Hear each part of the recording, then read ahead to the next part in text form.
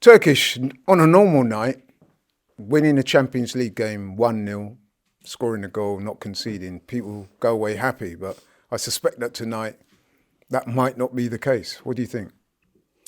I don't think so. I think probably more concerns come out of the game than any dwelling on the 3 points. Listen, 3 points in the Champions League, we look good when we look at the table. It's still very early days, 5 games to go, but we all expect to qualify. In terms of Champions League, regardless if it's group stages or a league they've done, the expectation is you get to knockouts. That has to be the bare minimum. If we don't, then we can deal with that at the time it doesn't happen, if it's to be. But, we've got to look forward now. And today was a bit about dusting off the Bournemouth result, and I don't think we did that.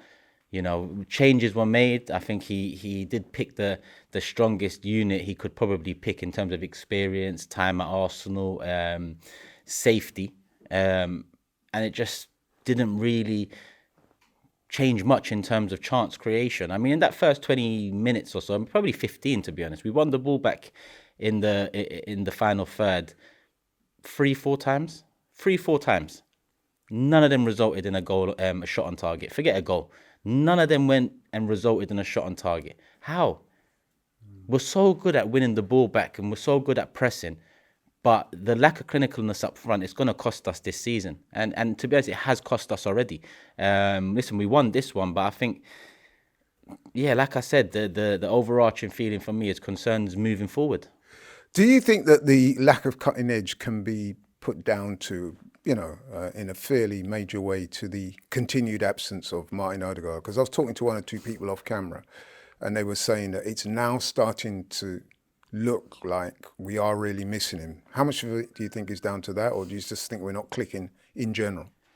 Listen, Odegaard's a big loss, a massive loss. But I think you look at how we've left ourselves to equip with that, and I look at the transfer window here.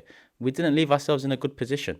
Now all the pressure's on Mikel to entertain playing Ranieri potentially against Liverpool on Sunday. When the reality is, if Arteta did have plans to rely upon Ranieri at times this season, we would have seen him start against Leicester or Southampton. That's just a fact. You're not going to... An ideal situation is not giving him his debut against Liverpool, that's for sure, after the last two performances we've had. It's not ideal. But that's the position we've left ourselves in terms of the squad depth. It's something I had major concerns with. We've gone in lighter again. People can, trick themselves all they like about the quality and all that, but the numbers are down. And yes, we have been unfortunate with injuries this season, but we also know how fortunate we have been with injuries over the last 12 months and last season. And, when you look at the numbers and you look at stats and all of that, if you have such a season as you did last season on the injury front, where pretty much the majority you've, had your best players, then know a time is coming where you're going to have some unfortunate periods. And guess what? We're having unfortunate periods, but we've left ourselves lighter. It just doesn't make sense. And now defensively, all of a sudden, Ben White comes off at half-time. Calafiori comes off after a freak fall where his knee bends the other way. If them two are now potential doubts, then, we are bare thin in all areas all of a sudden, when at least defensively we look stacked not so long ago.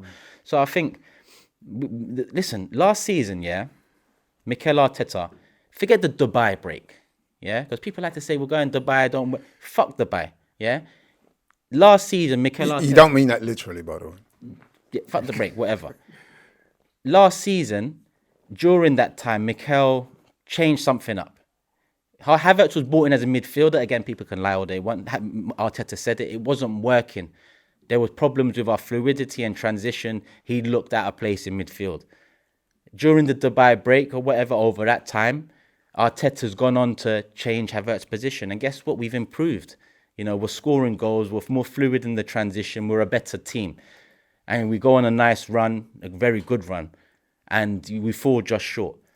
This season, we don't have that at our disposal. What can he change up in the next 2 weeks? If we go Dubai tomorrow, tell me what he can change up in the next 4 days. Because we didn't have a window that we should have had. So now, we're looking at the performances of the side right now and asking a 17-year-old to step in. Listen, a 28-year-old Spanish international has stepped into the side and been ridiculed for his performance on Sunday. I don't think it was the best platform for him. Are you talking Marino now? Marino. Yeah. I don't think it was the best platform for him. But just put that into perspective when we're talking about a 17-year-old now stepping in. Because, at the end of the day, we are trying to go toe-to-toe with potentially the greatest Premier League side when you look at what they've done over this last 7 years or so. You don't rely upon a 17-year-old. Do I want to see him? Yes. Hypocrite? Maybe. But that's because what we have is very little.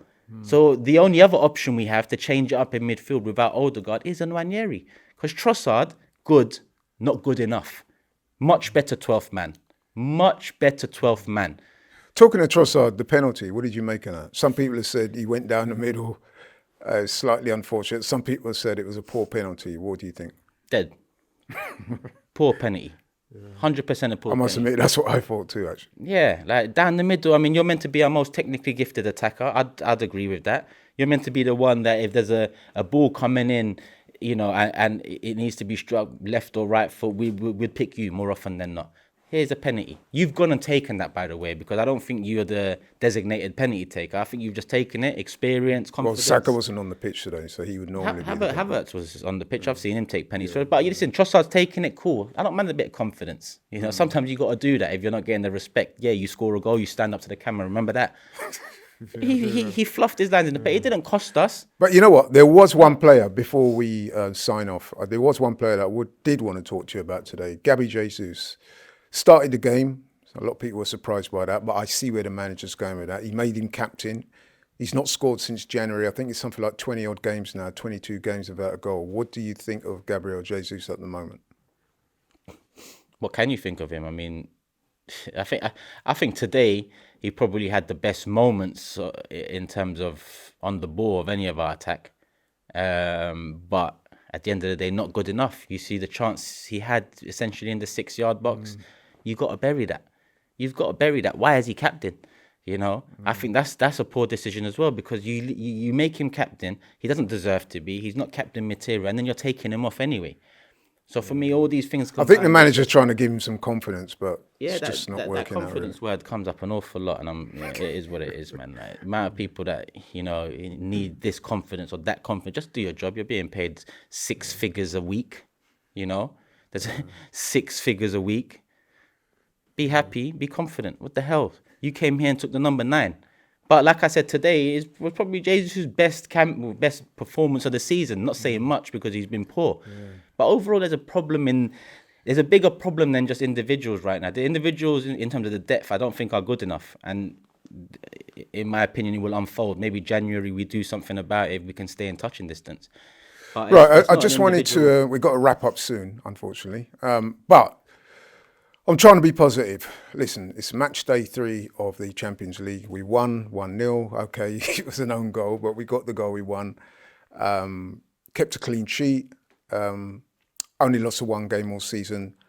I want to ask you before we close, big game on Sunday, massive game against Liverpool. Based on what you're seeing at the moment, how do you think it will pan out? How confident are you? I guess is what I'm asking. How confident am I? Listen, Arteta's pulled things out of the bag before and made it work before, but I just think resources right now, I'm not confident. I'm not going to lie to you. I'm not confident about it.